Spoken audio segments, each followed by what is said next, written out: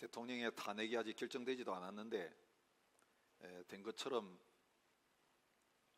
대통령 되겠다고 대선을 준비하는 사람들이 굉장히 지금 많이 나서고 있는 것을 보게 됩니다.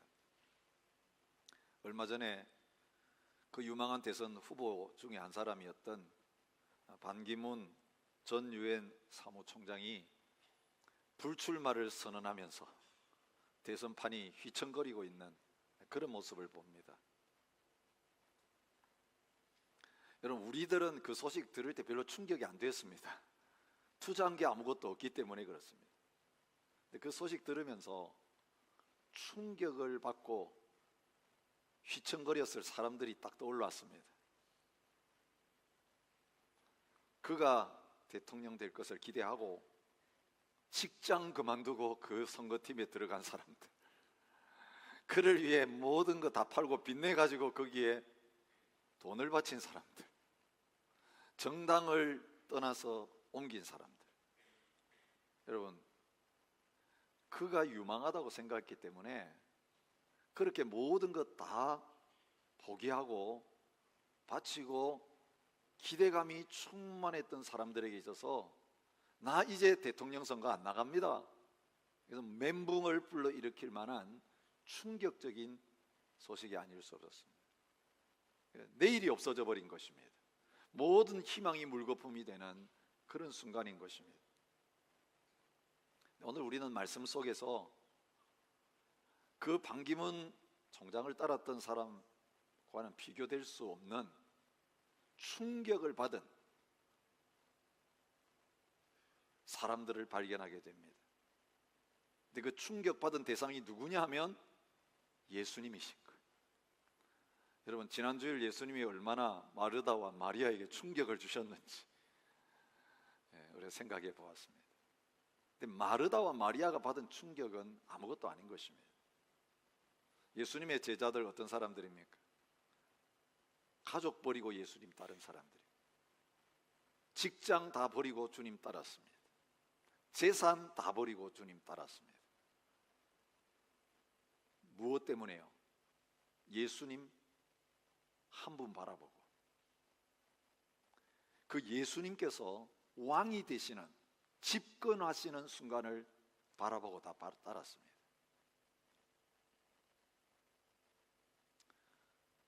여러분, 그 예수님이 왕이 되시는 대관식이 벌어졌습니다.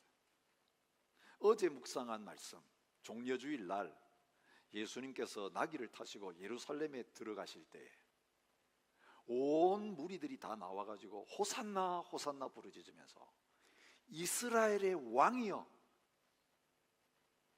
소리 지르는 그것은 대관식이에요. 이미 왕이 된 거나 마찬가지, 민심이 다 돌았었습니다. 어제 말씀 마지막에 어떤 내용이 나옵니까? 그렇게 예수님 잡아 죽이려고 사람들이 예수님께 마음을 뺏기지 않도록 예수님 믿으면 출교시킨다, 그 예수님 믿으면 죽인다, 심지어 나사로까지 죽이려고 하고 예수님을 사람이 믿지 못하고 따르지 못하도록 온갖 수단과 방법을 다 했는데 예수님 입성하실 때 그런 모습이 나타나는 것을 보면서 그들이 고백하는 내용이에요. 너희들이 하는 일이 다 쓸데없다. 그동안 우리가 막아보려고 온갖 짓을 다 했는데 쓸데없는 일이 되었다. 자포자기할 정도의 일이 일어난 것입니다. 이제 다 된 거 아닙니까? 3년 동안 예수님 따라다니면서 고생했던 제자들의 관점 속에서 볼 때는요, 이제는 예수님께서 집권하셔서 이제는 그 당시에 유대 나라를 식민지로 만들었던 로마 총독 쫓아내고 로마 군인들 쫓아내고 로마 황제를 그 나라의 통치자의 자리에서 밀어내고 세상 임금 쫓아내고 이제 실질적으로 유대와 이스라엘을 다스리는 왕이 되시면 이제 모든 것 끝난 것입니다. 그럴 만한 여건이 충분히 다 이루어졌습니다. 반대자들이 포기해버렸습니다. 온 백성들이 왕이여라고 선포했습니다. 여러분, 로마가 통치하고 있는 그 시대에 스스로 왕으로 나섰다가 체포되어 가지고 그 따르는 무리들과 함께 역적 취급을 받아서 사형대 이슬로 사라진 사람들이 한둘이 아니에요. 유대 역사를 보면 유대 민족은 참 민족성이 강한 민족이에요. 그런데 백성들이 예수님을 향하여 당신은 이스라엘의 왕입니다 공개적으로 선포한 것은요, 로마를 향하여 반기를 든 것입니다. 반역의 깃발을 든 것이나 마찬가지입니다. 이런 일이 공개적으로 일어났습니다. 명절에 많은 사람들이 모여들은 그 가운데서 일어났습니다. 민심이 다 돌아왔고 예수님에게는 로마군을 물리칠 수 있는 하나님의 아들로서의 능력이 있습니다. 말씀 한마디면 바람을 동원하실 수 있고 풍랑을 일으키실 수 있고 하늘에 우박과 번개를 내리실 수 있고 하늘의 천사들을 다 동원해 가지고 그 로마군들을 꼼짝 못하게 하실 수 있는 능력이 있는 분인 거 제자들이 3년 동안 따라다니면서 다 봤습니다. 백성들의 경제 문제 해결하실 수 있습니다. 보리떡 5개만 있으면 빵 문제 다 해결합니다. 여러분, 보건 문제 다 해결됩니다. 예수님 치료하는 능력이 있으니 그 나라에 어떤 전염병이 돌아도 어떤 환자들이 있어도 예수님 왕 되면 다 해결됩니다. 예수님이 해결해 주지 못할 문제가 없습니다. 거기에다가 결정적인 사건이 뭔지 아세요? 오늘 20절에 나타나는 내용이에요. 6월절에 예루살렘에 올라왔던 이방인이 있었습니다. 그 이방인 중에 헬라 사람들이 몇이 있었습니다. 그리스 사람들이죠. 근데 이 그리스 사람들이 예루살렘에 올라왔다가 이 일어나는 일을 보고는 예수님을 찾아온 것입니다. 직접 찾아와서 예수님 만나겠다는 말은 못하고 예수님의 제자 중 한 사람이 했던 빌립에게 갑니다. 선생님, 우리가 예수님을 뵙기를 원합니다. 그런데 이 빌립에게 그들이 썼던 용어가 뭔지 아세요? 선생님. 사실 이렇게 번역됐는데 잘못된 번역입니다. 퀴리에, 주님, 그런 번역. 로드, 그런 뜻이에요. 이게 무슨 말입니까? 예수님의 제자를 향해서 주님, 로드 그렇게 불렀다는 것은 그 이방인들이 일어나는 일을 보면서 예수님이 실제 왕이시구나, 예수님이 실제 주이시구나, 그걸 인정했다는 걸 뜻해요. 그리고 예수님을 만나 뵙고 싶다고 한 거예요. 제자들이 흥분했습니다. 그래서 빌립이 이 말 듣고는 직접 예수님께 안 나가고 누구한테 갑니까? 예수님과 더 가까운 사람, 누구예요? 3명 중에 한 사람, 안드레에게 가가지고 이 사람이 예수님 만나려고 왔습니다. 그때 안드레와 빌립이 함께 예수님 앞에 나가서 여쭈어 보았습니다. 예수님 만나려고 이 헬라 사람들이 왔는데 허락할까요 말까요? 얼마나 가슴이 뛰는 사건인지 몰라요. 여러분, 구약 성경을 아는 사람들은 메시아가 오면 이스라엘 민족만 그 앞에 굴복하는 게 아니라 모든 열방이, 이방 민족들이 다 예물을 드리면서 그 메시아 앞에 오게 돼 있다는 것을 예언하고 있는 걸 너무너무 잘 알고 있어요. 그런데 이방 민족이 예수님 앞에 와가지고 주로 인정하고 만나겠다고 하니까 성경의 예언까지 정확하게 이루어진 거예요. 이건 틀림없어요. 그런데다가 예수님께서 뭐라고 말씀하십니까? 인자가 영광을 얻을 때가 왔도다. 그동안 예수님이 제자들이 그렇게 기다리던 말을 안 하셨어요. 언제입니까? 언제입니까? 그 말은 무슨 말이냐면요, 거사를 언제 일으키겠냐는 거죠. D-Day가 언제냐는 거죠. 당신 보니까 능력 다 있는데, 분명히 메시아가 틀림없는데 왜 우물쭈물거리고 계십니까? 이 정도 권력 가지시면, 힘 있으시면 이제는 나서서 뒤집으세요. 선포하세요. 근데 여러분, 예수님이 요한복음에 보면 계속 하시는 말씀이 이런 거예요. 마리아가 예수님 앞에 와서 문제를 아뢰었을 때에 어머니 마리아에게 하신 말씀이에요. 여자여, 나와 무슨 상관이 있나이까? 내 때가 아직 이르지 아니하였나이다. 여러분, 사람들은 그 말 듣고 아직 기적을 행하지 않을 때가 안 됐다, 그 말로 생각했을지 모르지만 사실은 내 때가 이르지 않았다는 것은 딴 뜻을 가지고 있어요. 예수님의 형제들이 있었습니다. 명절에 대해서 사람들이 이제 명절에 올라가는데 예수님의 형제들까지도 예수님에 대한 기대감이 있었습니다. 이 정도의 기적과 능력을 행하시는 분이면 사람들 모였을 때 올라가 가지고 이제 거사를 하셔도 됩니다. 그래서 예수님, 형님 왜 안 올라가십니까? 그렇게 물었어요. 사실 조금 있다가 예수님 올라가셨어요. 그런데 그 말을 들을 때에 예수님이 대답하신 내용이 뭐냐면, 너희는 명절에 올라가라. 내 때가 아직 차지 못하였으니 나는 이 명절에 아직 올라가지 아니하노라. 그러면서 올라가지 않으시는 명분이 뭐냐면 내 때가 차지 않았다는 거예요. 여러분, 바리새인들이 여러 번 예수님을 체포하려고 했습니다. 잡아서 죽이려고 했습니다. 그런데 실패로 돌아갔습니다. 요한은 예수님의 생애를 기록하면서 왜 실패로 돌아갔는가, 그 이유를 2번씩이나 기록하고 있어요. 요한복음 7장 30절에 그들이 예수를 잡고자 하나 손을 대는 자가 없으니 이는 그의 때가 아직 이르지 아니하였습니다. 이 때 문제를 이야기하고 있는 겁니다. 8장 20절에도 예수님이 하신 말씀은 성전에서 가르치실 때에 헌금함 앞에서 하셨으나 공개적으로 말씀하셨다는 거예요. 그런데 공개적으로 말씀하시는 예수님을 보면서도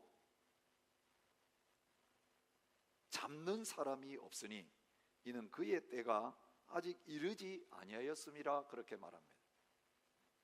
제자들은 때를 기다리고 있었습니다. 어떤 때요? 영광 받는 때. 예수님께서 목수의 아들에서부터 시작해서 왕이 되셔서 영광 받으시는 것, 그걸 기대했습니다. 예수님이 영광 받으시면 예수님 따랐던 자신들도 한 자리씩 차지하는 영광을 얻을 수 있는 거죠. 그래서 예수님 예루살렘으로 가는데 제자들은 뒤 따라다니면서 무슨 짓 했습니까? 누가 오른쪽 누가 왼쪽 찾아다니는가 서로 싸웠어요. 이게 이해 안 되시죠? 여러분, 예수님이 대권 잡기를 기대하고 그 예수님 대권 잡으면 같이 영광 받으려고 누가 그 영광을 더 많이 받느냐 가지고 부푼 가슴을 가지고 예루살렘 입성하는 대열에 제자들이 참여하고 있는 거예요. 그리고 백성들이 다 호산나 하면서 이스라엘 왕이여, 그 입에서 그 말 나올 때 이제 가슴이 뛰고 헬란이 왔을 때 이제 됐다. 예수님께서 드디어 인정하시면서 인자가 영광을 얻을 때가 왔도다, 그 말씀하실 때까지는 이제는 펄쩍펄쩍 뛸 정도로 이 꿈을 다 이룬 것처럼 좋아할 수밖에 없는 상황이었던 것이. 여러분, 이 상황을 이해하셔야 주님이 인자가 영광을 얻을 때가 왔도다 해놓으시고, 내가 진실로 진실로, 이 강조법이에요. 진실로 진실로는 이 사실을 강조할 때 주님이 쓰시는 표현법으로 요한복음에 나와요. 한 알의 밀이 땅에 떨어져 죽지 아니하면 한 알 그대로 있고 죽으면 많은 열매를 맺느니라. 오늘 우리 찬양팀이 읽었던 그 말씀이 얼마나 찬물을 확 끼얹는, 멘붕을 가져오는 충격적인 선언이었나 알 수 있습니다. 될 가능성이 있는 후보가 그만두겠다고 한 게 아니라 대관식까지 마치고 이제는 명령을 내리기만 하면 되는 그 자리에 있는 분이 선포하신 내용이 뭐냐면 나 죽는다는 거예요. 나 조금 있으면 죽는다는 거예요. 나중에 이제 또 충격적인 사실을 말씀하시죠. 죽는다, 그 다음에 살아나면 되죠. 그죠? 죽어도 사시는 분이니까 죽었다가 살아나면 좀 기다려 주겠습니다. 근데 예수님 뭐라고 하세요? 나 떠난다. 나 떠난다고 하시는 거예요.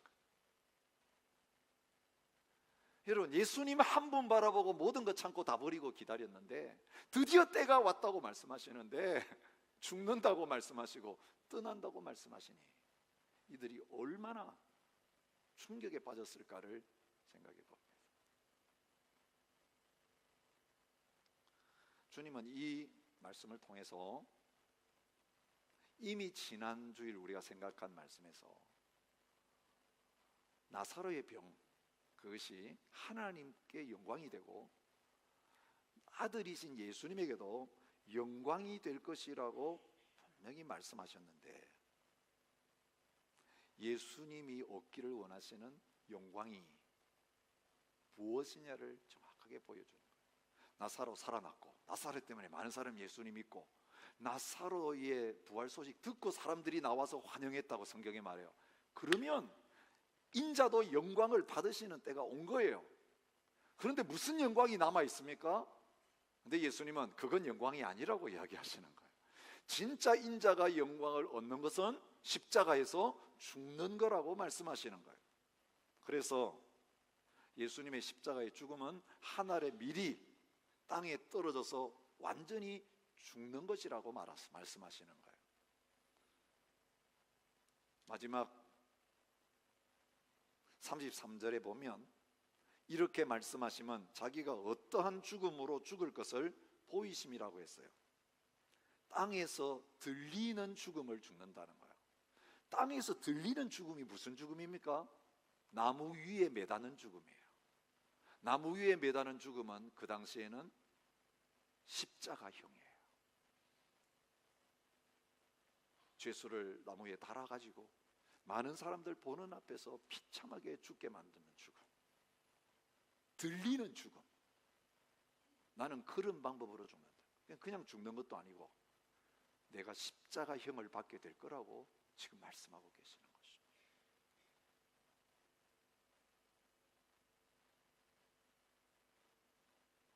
예수님은 오늘 이 선포를 통해서 때가 되어서 이제 예수님이 영광 받으시는 날이 왔는데, 그 때가, 그 영광의 때가 십자가에서 죽으시는 때인 것을 말해주고 있습니다. 요한복음 13장 1절에도 유월절 전에 예수께서 자기가 세상을 떠나 아버지께로 돌아가실 때가 이른 줄 아시고 남아있는 제자들을 끝까지 사랑하셨다, 그렇게 말하고 있습니다. 요한복음 17장 1절은 예수님의 중보기도지요. 예수께서 이 말씀을 하시고 눈을 들어 하늘을 우러러 이르시되 아버지여, 때가 이르렀사오니 아들을 영화롭게 하사 아들로 아버지를 영화롭게 하옵소서. 이제 때가 이르렀습니다. 아들을 영화롭게 해주십시오. 그래서 아버지께 영광 돌리게 해주십시오. 그게 무슨 말이냐면 예수님이 십자가에서 죽을 때가 왔으니 이제는 나의 죽음을 통해서 아버지께서 영광을 받으시옵소서, 그런 말씀이라는 것입니다. 왜 십자가의 죽음이 아버지께 영광이 되는가? 왜 십자가에서 죽지 않으시면 안 되는가? 그 이유를 오늘 이어지는 말씀이 가르쳐 줍니다. 이제 이 세상에 대한 심판이 이르렀으니 이 세상의 임금이 쫓겨나리라. 31절에 그렇게 말씀하세요. 이 말씀도 제자들과 유대인들이 들으면 정치적인 말이에요. 그러면 그렇지, 좀 이상한 죽는 말씀 하셨지만 뒤에 하시는 말씀 들으니까 역시 우리 생각이 맞아. 우리가 바로 봤어. 세상을 심판하겠다고 예수님 말씀하십니다. 세상 임금이 쫓겨날 거라고 말합니다. 여러분, 제자들과 무리들의 기대 속에 이 세상 임금은 누굽니까? 로마 총독이고 로마 황제고 로마 군대예요. 그리고 이제 그들을 향하여 역사적인 심판을 예수님이 하시겠다는 말로 들려요. 여러분, 오늘 우리가 심판해 주십시오라고 할 때 그 수준의 심판을 이야기할 때가 너무 많아요. 북한을 심판해 주시옵소서, 일본을 심판해 주시옵소서, 중국을 심판해 주시옵소서, 저 IS를 심판해 주시옵소서. 여러분, 우리가 구하는 심판의 수준이 내 원수, 나쁜 사람들, 그거 다 심판하면 세상의 문제가 해결될 것 같아서 그 사람만 없어지면, 그 문제만 해결되면 내 인생이 행복하리라고 착각할 때가 얼마나 많은지. 그래서 아멘 하는 거죠. 여러분, 예수님이 심판하겠다고 말씀하시면서 쫓아내겠다고 하시는 세상의 임금은 누군지 아세요? 여기만 그 표현이 나오는 게 아니라 요한복음 14장 30절에도 이후에는 내가 너희와 말을 많이 하지 아니하리니 이 세상의 임금이 오겠음이라. 그러나 그는 내게 관계할 것이 없다고 하셨고, 요한복음 16장 11절에도 심판에 대하여라 하면 이 세상 임금이 심판을 받았음이라고 말씀하시는데, 요한복음에 나오는 이 세상 임금은 마귀를 가르치는, 사탄을 가르치는. 여러분, 제자들과 유대인들은 그들이 도무지 쫓아낼 수 없는 로마 세력을 쫓아내는 이것만 되어진다면 문제 해결될 거라고 했는데, 그 악한 세력 쫓아내는 건 하나님께는 아무 문제가 되지 않는 거예요. 말 한마디면 하늘에 있는 천사 군단 동원해가지고 순식간에 죽이고 없애버릴 수 있어요. 구약의 우리 전쟁 사건 아시잖아요. 300명 가지고 어떻게 미디안을 다 죽였는지 아시잖아요. 아니, 군대 동원할 것 없어요. 어제 그제 내렸던 우박 정도 번개만 내리면 그냥 다 죽어요. 여러분, 하나님의 능력 그 정도예요. 주님의 능력 그 정도예요. 그거 위해서 이 세상 오신 분 아니에요. 주님에게서 가장 큰 쫓아내고 심판해야 될 대상은 원수 마귀 사탄이에요.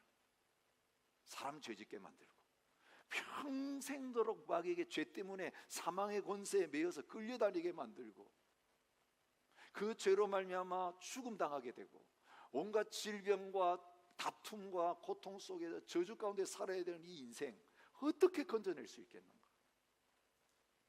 여러분, 이 죽음의 권세, 마귀의 권세, 매인자들 자유롭게 만들어서 그 원수 심판하는 길이 뭐였느냐? 예수님이 사람의 몸을 입고 오셔서 십자가에 달려서 우리 대신 죽으시는 사건이야말로 이 마귀를 심판하시고 마귀의 권세에 매인 우리들을 자유케 하시는 사건임을 말해주고 있는 것입니다. 창세기 3장 15절의 예언, 여인의 후손과 뱀의 후손 사이에 다툼이 있는데, 뱀의 후손은 여인의 후손의 발꿈치를 상하게 하고 여인의 후손은 뱀의 머리를 깨뜨리는 그 예언, 기껏 예수님 없애보겠다고 한 일은 십자가에 못 박아서 육체적인 죽음의 자리에 매달고 우리가 이겼다, 바리새인들도 로마인들도 환영하고 이제 끝났다고 생각했는데, 예수님이 우리 죄를 대신해 십자가에 죽으신 그것 때문에 마귀의 머리가 깨지고 마귀가 멸절되어지는 그 권세를 잃게 되는 놀라운 일이 일어나게 된다는 것을 말합니다.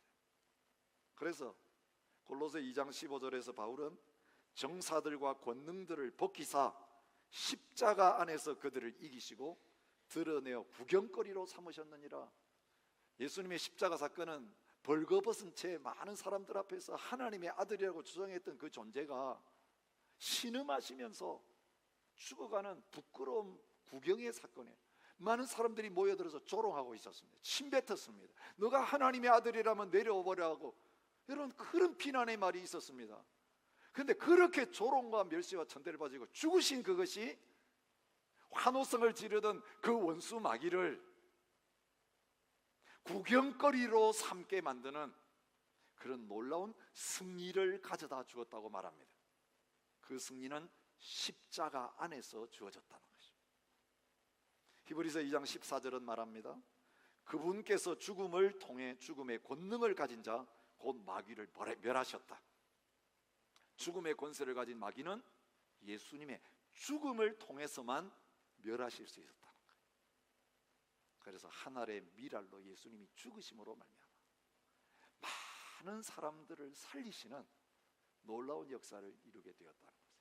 그래서 우리의 믿음의 중심은 예수님의 십자가의 죽음과 부활에 있어야 합니다. 어떤 사람은 부활의 능력만 믿습니다. 죽음 없이는 부활 없다는 거 아셔야 돼요. 어떤 사람은 십자가의 죽음만 이야기하는데요, 부활이 없으면 죽음은 헛된 것입니다. 죽는 사람 한둘입니까? 하나님의 아들 예수님이 우리 모든 죄를 대신해 십자가에서 저주와 형벌을 받으시며 죽으심으로 말미암아 죄의 문제를 해결해 주시고, 이제는 살아나심으로 말미암아 우리에게 오셔서 우리의 의가 되어 주시고 우리의 생명이 되어 주셔서 마귀의 권세를 멸하신 그분이 이제는 세상 임금을 우리 속에서 쫓아내시고 우리의 왕이 되셔서 우리를 다스려 주실 때에 죄가 그 나라에는 없는 것입니다. 그 권세 아래 복종할 때에 마귀의 역사들이 다 끝나게 되어지는 그런 승리가 저와 여러분에게 주어지는 것을 말씀하고 있는 것입니다. 이것을 위해서 세상 영광을 포기하시고 십자가에서 죽는 더 아름다운 영광의 자리를 예수님이 택하셨다고 말합니다. 그 결과는 무엇입니까? 내가 땅에서 들리면 모든 사람을 내게로 이끌겠다. 헬라 사람 몇 사람이 와가지고 나를 주라고 고백하고 만나겠다고 하는 그 정도의 시시한 영광이 아니라 모든 민족과 열방들을 다 내 보좌 앞에 와서 무릎 꿇게 만드는 놀라운 역사들을 십자가를 통해서 이루겠다고 말하는 거예요. 빌립보서 2장에서 죽기까지 복종하셨으니 모든 이름에 뛰어난 이름을 주사 모든 사람들이 그 앞에 무릎 꿇는 역사가 있게 하신 거예요. 그 증거가 누구입니까?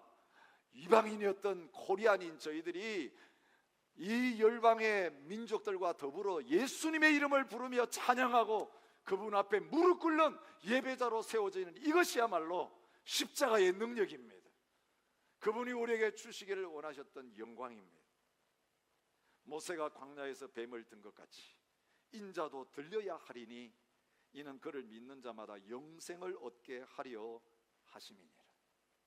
오늘 그 영원한 생명을 십자가의 죽음을 통해 주기를 원하시면서 이제는 영광을 얻을 때가 왔도다라고 선포하신 것입니다. 여러분, 이 주님의 십자가를 영광으로 아는 저희들, 이제는 그것을 믿음으로 받아들인 제자들인 저희들에게 주님께서 말씀하십니다. 나와 함께 하기를 원하느냐? 나와 동행하기를 원하느냐? 나를 섬기기를 원하느냐? 내가 가는 이 영광의 길을 같이 가자고 하십니다. 그렇습니다. 주님은 따르기를 원하지만 저는 그 영광의 길은 못 가겠습니다.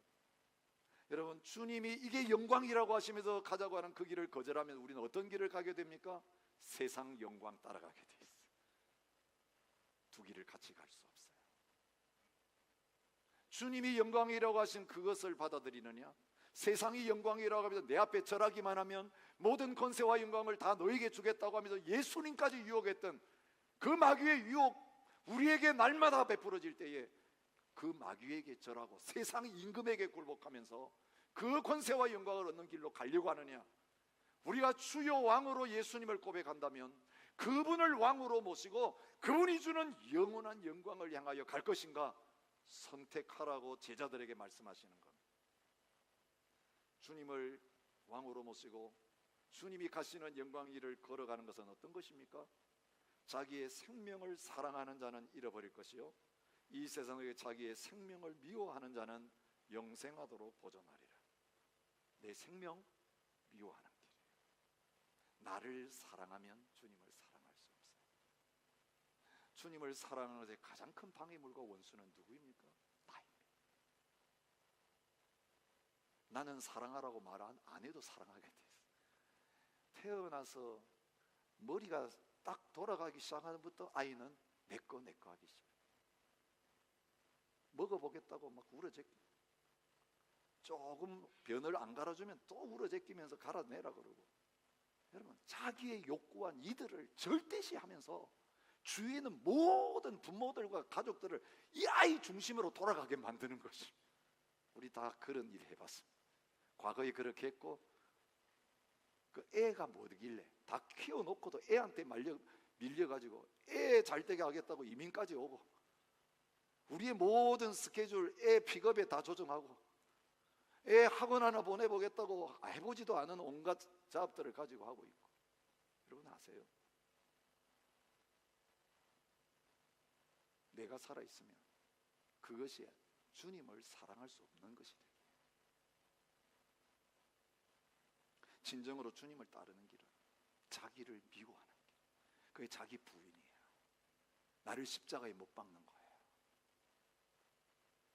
그런데 그 죽음이 많은 열매를 맺는 그 자리에 가게 된다는 것을 주님께서 약속하고 계시는 것을 봅니다. 사람이 나를 섬기려면 나를 따르라. 나 있는 곳에 나를 섬기는 자도 거기 있으리니. 여러분, 주님의 그 영광을 내 영광으로 취하고 같이 가면 우리가 가는 순종의 길마다 확인할 수 있는 게 뭡니까? 거기 주님 계신다는 거예요. 주님의 길을 가면 늘 주님의 임재를 느끼죠. 근데 주님은 이 길 가시면 나는 다른 길 가면 갈수록 주님과 멀어져요. 과거에 주님 만난 적이 있어요. 주님 경험하고 은혜 받았어요. 근데 지금 나의 삶에는 주님이 계신지 안 계신지도 몰라요. 어쩌다가 한 번씩 임재가 느껴지는데 지금 세상 가면 다 잊어버려요. 예배 때는 간혹 느껴지는데 예배 떠나가면 없어요. 그 이유가 뭔지 아십니까? 그 길을 안 가고 있어서 그래요. 주님과 다른 길을 가고 있어요. 영광을 꿈꾸고 있지만 동상이몽이에요. 다른 방향과 목표를 바라보고 있어요. 그러니 등 돌리고 있는 거죠. 얼굴 마주하고 있는 게 아니지. 같은 방향으로 쳐다보고 있는 게 아니지. 그 길을 같이 걸어가는 자는 늘 눈 뜨고 보면 주님이 내 앞에 계세요. 앞에 계시니까 섬길 수가 있어요. 그래서 사람을 섬기는 게 아니라, 교회를 섬기는 게 아니라 주님을 섬기는 거예요. 주님을 섬기는 것은 사람을 섬기는 거예요. 종이 되는 거예요. 그래서 주님은 나를 섬기려면 나를 따르라. 이 길 같이 가면 늘 내가 너와 함께 있어줄 것이고, 그렇게 함께 있는 가운데 나를 섬기면 내 아버지께서 그를 귀하게 여기시리라고 약속해 주고 계십니다. 이 길을 어떻게 갈 수 있습니까? 하나님의 아들이시기 때문에 쉽게 갈 수 있었다고 착각하십니까? 여러분, 저는 목회하면서 그런 변명을 너무 많이 듣습니다. 목사님은 목사님이시니까 잘 사시죠? 우리는 세상에서 먹고 살아야 되니까 안 돼요. 예수님은 하나님의 아들이시니까 쉬웠을 거라고 생각하세요. 예수님은 모든 것에 사람이 되시는 순간 우리가 똑같은 컨디션에 들어지셨어요. 영광을 얻을 때가 왔도다 말해놓고 예수님이 지금 어떤 기분이신가가 예수님의 기도 속에 나와요. 지금 내 마음이 괴로우니 무슨 말을 하리요? 복음서에는 이렇게 나와요. 내 마음이 매우 고민하여 죽게 되었으니. 그 길을 걸어가는 것은 예수님에게 고민이 되었고 죽을 마음이 드는, 벌써 일어나기도 전에 죽은 것처럼 괴로운 길이었어요. 그래서 기도까지 어떻게 하십니까? 때가 왔다고 말씀해 놓은 예수님이 기도를 어떻게 하고 계십니까? 아버지여, 나를 구원하여 이 때를 면하게 하여 주옵소서. 예, 가야 될 길인 줄 압니다. 지금이라는 것도 알겠습니다. 근데 이거 좀 면해 주시면 안 됩니까?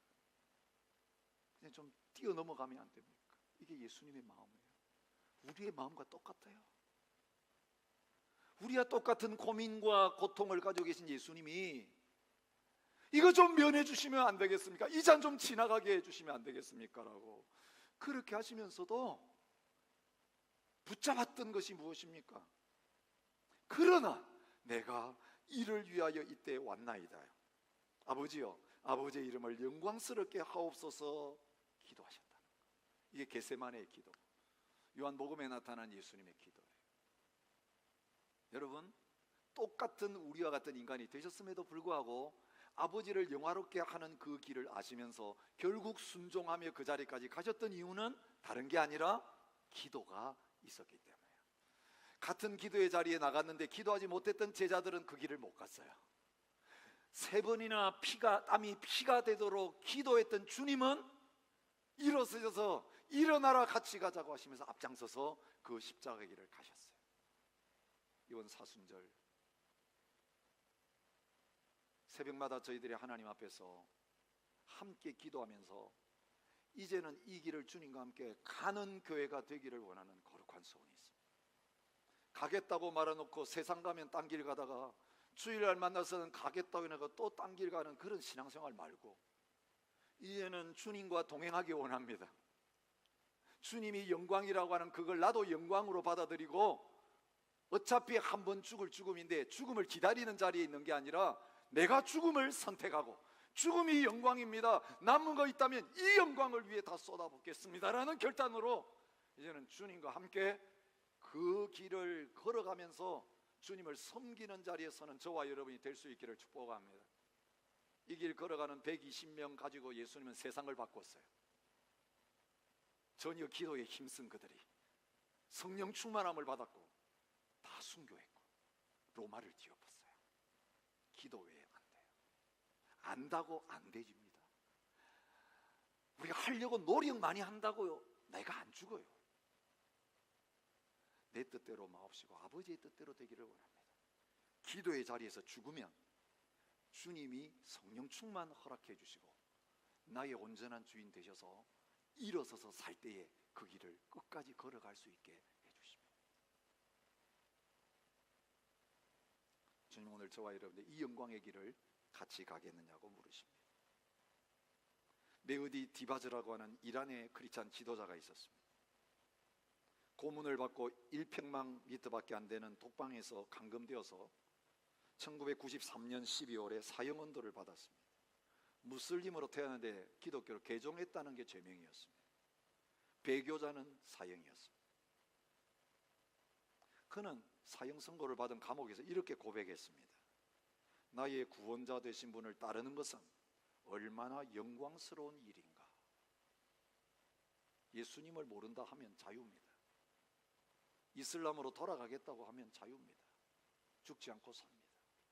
그러나 그는 예수님을 따르는 그 영광을 구했기 때문에 죽는 길을 선택했습니다. 전 세계 성도들과 미국의 단원으로 잠시 옥에서 풀려났지만, 감옥 속에서는 풀려났지만 누군가에 의해서 1994년 7월에 피살되고 시체로 발견되었습니다. 여러분, 오늘 우리의 앞에 이 죽음의 길이 이제 점점 가까워옵니다.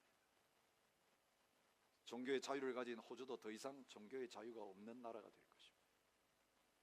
오늘 저와 여러분 앞에 어느 길을 가려느냐고 주님 물으세요. 순교의 자리에까지 이르려면 매 순간마다 한 알의 밀이 죽어야 많은 열매가 맺힙니다. 열매가 나한테는 왜 안 맺히는가? 내가 다른 영광을 구하고 있기 때문에. 살려고 몸부림치기 때문에 그래요. 죽고자 하면 사는데 영원한 생명이 우리에게 있는데, 그래서 주님 걸어가신 그 길을 끝까지 함께 갈 수 있는 저와 여러분 되시기를 축복합니다. 함께 자리에 일어나셔서 고백하며